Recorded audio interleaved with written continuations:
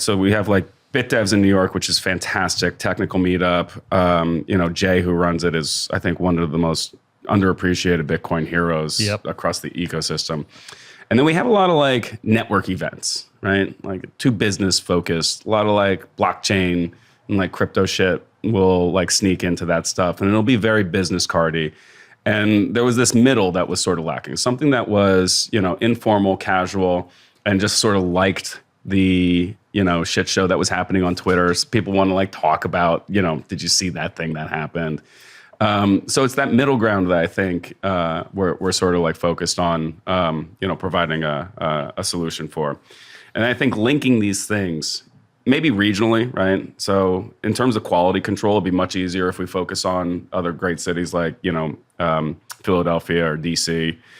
I've sort of had my fill of Boston at this point. But if we go, to other big markets like LA, it has a different host of complications, right? How do we get the team to make sure that we're like really ensuring the same level of quality that we've been, really striving for here at the New York location? But that is in the mix. And, we're upstairs above PubKey. We have a co-working space that, we're still in the midst of finishing. Thanks for your patience on the current state of affairs up here. This side of the room looks great. Yeah. Behind the cameras is, it's got some ways. But this will be sort of like a clubhouse, co-working space. And when, folks are in from out of town, business trip, maybe like a European or, Chinese Bitcoin company comes to New York, rather than running around and having like coffee, breakfast, coffee, lunch, coffee, happy hour, dinner, wasting all that time when you're already sort of jet lagged. They can use this as a base of operations. They can, be in sort of like a friendly Bitcoin space. They can have office time up here. They could hold court at the bar. They could do a sponsored content or something like that in the attic downstairs. And we can provide like a lot of that, a lot of those resources for when people are in town. I think if we can have these in a bunch of other cities, that'd be pretty beneficial for those localized communities as well. Are you going to keep the menu the same in all of them? That's up for debate. This is the New York menu. We're probably going to bring the chopped cheese and the smash burger and some of the hot dogs for sure. But can I get the smash burger recipe? You got to ask chef. I don't know. All right, man. It's very. It's a tall order. I'm telling you, that burger. My favorite burger in this city prior to this week was the one at the burger joint in the Park Meridian. Have you had that? Oh yeah, fucking great burger. We shred that burger. I say it competes. I say the best. When I was in LA, I looked up. How old are you? 38. Yeah, you might know this. Whenever we travel, me and the kids, whatever city we Google best burger in the city, and in LA it's a smash burger, and it's a place called Burger She Wrote, which I just think is the best. Do you know Murder She Wrote? I mean, yeah, I know. Yeah, and I just thought that was the best name. I'm telling you, your burger kills theirs. Thank you. Kills their burger. Thank you. How many have we had? One a day for 5 days. Yeah. At least. Have you had a chopped cheese? I had a chopped cheese. Did, yeah. Okay, good. Chopped cheese. What's the deal with the chopped cheese? Chopped cheese is like a bodega sandwich specific to New York. What does that mean? It's, bodegas like corner stores, basically. Oh, okay, yeah. Like, egg sandwiches in the morning. A chopped cheese is basically like, it's like a New York version of a Philly cheesesteak, but like far superior to a Philly cheesesteak. Far superior. Far superior. Look at that. This guy's going to challenge that. This guy's from Philly, man. I know. I'm sorry, but it's true. Right. I think I might have to have one of those before we leave because I need something to soak up this fucking alcohol, man. It's killing me. In terms of the kind of events and things you're doing here and the people you're bringing in, you should definitely like shill it right now. Yeah. You should just like anyone listening say, if you're coming to New York, do this, because I think we end up building this network. You mentioned the Commons in Austin, Bitcoin Park, but actually El Salvador's one, the football club has one, Bitcoin Lake's one in Guatemala. Like this, they're like a network of nodes. Reciprocity. Yeah. We're building this network. It's like these these nodes almost. Bitcoin John in Philly also coming along really nicely. A great meetup there. Bitcoin John. I don't know. It's a Philly thing. John? Yeah. I was going to say, because a John is a toilet. I think it's JAWN, and you can use that word as filler for like, it can represent anything. It's Philly's weird. Yeah, it's weird. It's a little weird. Fuck the Cowboys for all my Philly fans. But yeah, like I like this network works. Firstly, we come in. Yeah. You know, we cross over with you guys. We're here, but like, shit it. Who do you want to hear from? Who should be coming into town? Who should be contacting you? Bitcoiners, famous ones, non-famous ones, anons on Twitter, like, you know, really whoever. And we also want to open this up. We want to make it as accessible for non-Bitcoiners. You know, I think that I agree with Junsith. You have to go through your shitcoin phase to get to Bitcoin. We get a lot of shitcoiners coming in and talking about like, you know, we want to do special events for this and that. And it's like, we keep it, you know, pretty specific to Bitcoin. Like, and we are hopefully going to be a mechanism for them to, you know, progress along that journey that Junsith was talking about last night. But every Monday we do something here. We have special guests. So the first mining meetup we had Edward and Daniel, formerly of Brains. They have a new project together that they're working on that I don't think is public quite yet. But you know, two of the best possible first guests that we could have had from the mining industry. The second one was Amanda Fabiano and Brendan from Galaxy's mining team. Right. Also fantastic. And these are packed houses, and we're gonna roll out, like I said, the Lightning meetup and the other ones, and you know, we're just gonna continue to sort of like methodically build that base as we go. But tonight we have the NYC Bitcoiners meetup, just a very casual. What time does that start? It starts at like 4:30. So the Waste Slice is coming in. He now like runs that meetup. Love a Waste Slice. He does the Bitcoin beefsteaks. And we have a exclusive dog of the day just for the New York City Bitcoiner meetup. What have you got? What's the dog of the day? I think it's a Cuban dog or something. I don't know. Maybe the El Perro. I don't know. It's going to be good, whatever it is. It's also restored my faith in Bitcoin in New York. We were having less and less reason to come here because there was less people to talk to, less going on. Yeah. I felt like the Bitcoin scene in New York was dying. Yeah. I felt like people were leaving. They were going to other cities. Well, they were. I know. I can think of at least 3 or 4 people have left. Marty went to Austin. Matt went to Nashville. Like, there was definitely a bit of significant loss going into COVID. Yeah. And last trip we did, we went to Brooklyn. We didn't leave Brooklyn. We didn't even come to Manhattan. Yeah. We did a few days of shows. We were struggling to get guests.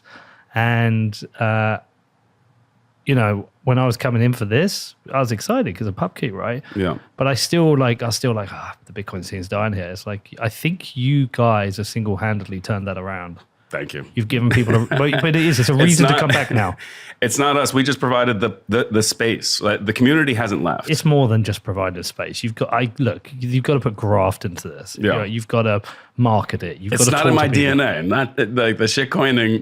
It's foreign to me. I'm uncomfortable talking about. Well, I will say it for you. I know the hard work's gone in, but I'm saying that you've restored it, I think. Thank you. That means a lot. Look, it never really left. There was a good base. Again, to credit Jay and his work with BitDevs in New York and the Socratic Seminar and the White Paper Wednesdays. Like, you know, Uncle Zach kept that alive. Uncle Zach is a mainstay fixture at Pubkey and part of like the original team as well in many ways. He hosted BitDevs when COVID knocked out any place. Right? In his apartment, he opened it up. And those New Yorkers never left. The only thing that's been proclaimed dead more than Bitcoin is New York City. And Bitcoiners are definitely still here. Yeah, well, it's turned. I mean, I've been ragging on New York the last few times. It's okay. It's not the same. There's not as many places to eat. Worried I'm either going to get shot or stand in the shit. Like, everything smells weed. The entire fucking city. You get off the plane, you get in the Uber, you get to Manhattan, you get out and you spend your entire week, all you can smell is weed. Yeah. It's unbelievable. I can't believe how a city can just smell of weed. Well, they just cracked down. So we're a block away from Washington Square Park. And until they opened up the dispensaries a couple of weeks ago, that was just lined with tables. Each like, you know, their own sort of like, I don't know, gray market, black market, like, you know, cannabis dealer, effectively. So the whole of Washington Square Park was just a plume for a while. And that just got cleaned up because obviously they want to, you know, funnel some of the tax revenue through the dispensaries, and they're cracking down on the, like, you know, vape shops and the others, you know, throughout the city. But yes, it's, you know, it's present. You can't get flavored vapes here in New York. I know, but you can, but you can't. So I discovered that because I came and I was like, you know, I was asking Yeah, I want weird flavors like strawberry milkshake or some pathetic flavor. Some pathetic. Look at this one. Look at the fucking check this one I got out.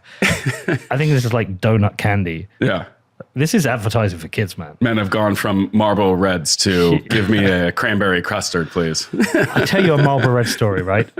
Have you met Kurt, who does the films with us? You met Kurt, right? So Kurt's the DP who works on our films. Okay. Really fit, healthy guy.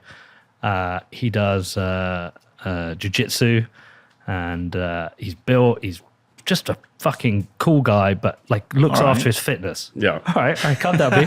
No, he does. He just looks like I'm trying to set the scene. This is a guy who looks after him. Anyway, we go to make this last film in Texas about Bitcoin mining. Anyway, he's like, "Oh, I'm going for a cigarette." I was like, "You what?" He's like, "Oh yeah, I've started smoking." So you're like 30. What do you mean you started smoking? It's like, well, I used to smoke weed and I don't want to smoke weed anymore. So I just have the odd cigarette instead. I was like, okay. Anyway, he gets out a pack of Marlboro Reds. I was like, you've just started smoking. You're straight on the Marlboro Reds. Yep, straight out.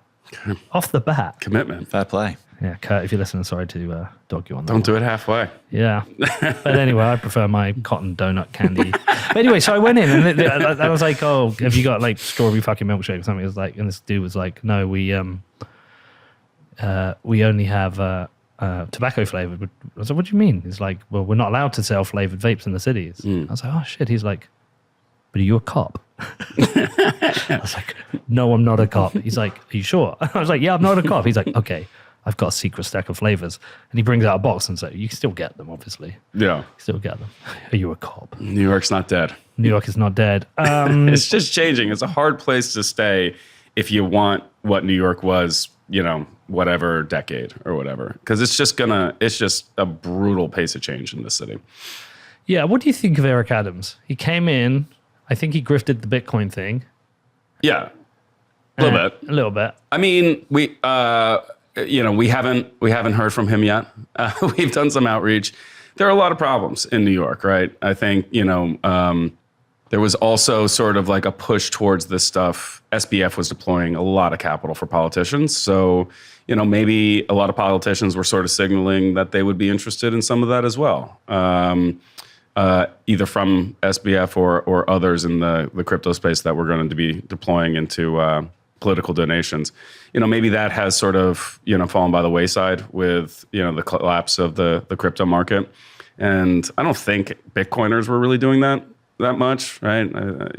We got some activity like, well, obviously El Salvador and Samson's thing, but I don't think it's been terribly localized in the U.S. Beyond, the great work of, Coin Center and Bitcoin Policy Institute and those guys. But we got a big rat problem. We have a rat czar in New York City. Rat czar. A rat czar. Sounds like the name of a cool band. Yeah. Hey, do you want to go and see Rat Czar? They're playing Pacchia tonight. Yeah, fuck. So maybe it's a product of both of those things. Maybe, there's a little bit less, value in pursuing Bitcoin and crypto right now. There's also the NYDFS leads the charge for tightening the screws on any, Bitcoin or crypto intermediary. DFS? The New York Department of Financial Services. Okay. So that's where Ben Losky was the superintendent or like commissioner of. And they, rolled out the BIT license back in 14, 15, like that. Fuck you, Ben. It was a truly suboptimal piece of legislation. It was duplicative. I mean, we already had money service and money transmitter, and then to layer on that third one was another reason why I think a lot of Bitcoiners and Bitcoin companies have shied away from New York City. So, Yeah, but dude, it was a layup for himself. Oh, very much. It was a literal layout for himself. He went to Ripple after that. Well, no, didn't he in between? Didn't he set up a consultancy to help people navigate the BIT license? Sure. It's like he literally creates a license and then the company to help you complete the license. Correct. It was a layup for himself. Go fuck yourself, Ben Lowski. And then he worked for Ripple for quite a bit. And, it's not great. And one thing that I am disappointed to see is, Bitcoin companies that go through the process to get the BIT license quite enjoy having it because it creates this regulatory moat and this level of protection. There's the banking playbook with, the legal risk compliance stuff. It keeps, innovation at bay.